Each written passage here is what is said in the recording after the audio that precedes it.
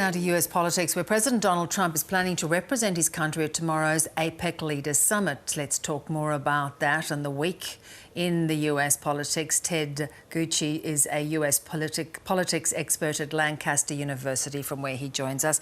Robert, nice to talk to you again. It is interesting that Donald Trump has not done much official in terms of presidential duties over the last 10 days or so. Why do you think he's decided to go to APEC or to talk at APEC?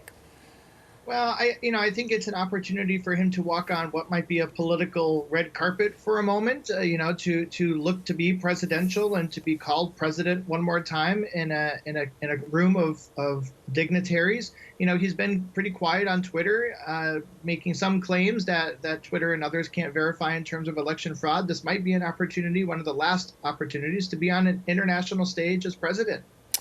The US has now surpassed 250,000 deaths due to COVID-19. Again, we're not seeing any action coming out of his administration. His obsession continues to be with numbers. Has he essentially stopped governing? Well, that's a great question. I mean, there's the idea of a lame duck president that doesn't necessarily have the power and is moving out of office. I mean, I don't know if this is a different way of thinking of a lame president, just who doesn't do anything and lies back. And that's not a criticism necessarily, as much as an observation that he's firing individuals within his administration and within Department of Homeland Security and other places who are disagreeing with him.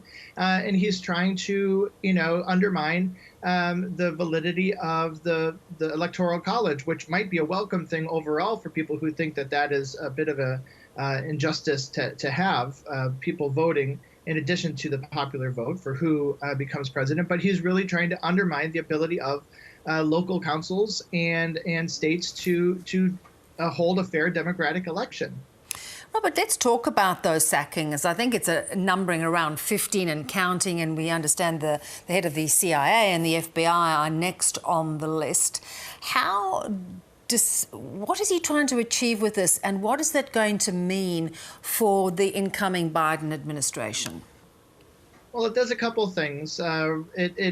It gives him a sense of power again to say, you're not with the team, so you're out. Trying to give some sort of validity to the administration that he has left. I mean, the tension he's had with the intelligence community is not new. This is kind of some retribution for what's been going on over the last few years between him and the intelligence agency in the United States. But also it's making it harder for Joe Biden and his team to come in.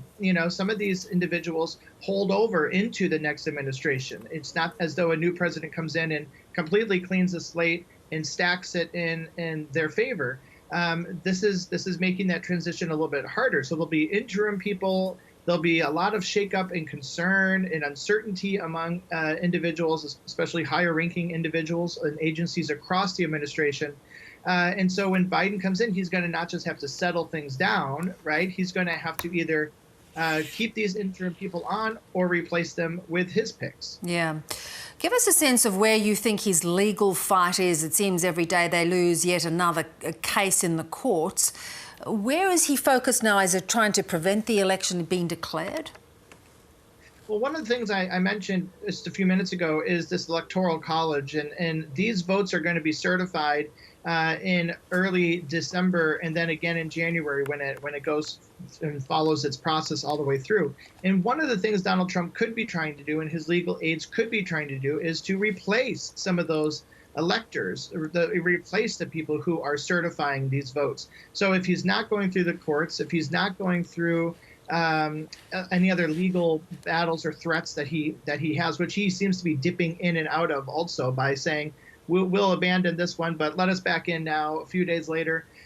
He may be going at the actual individuals and trying to get people who would be favorable to him in this space. Does he have the ability to do that?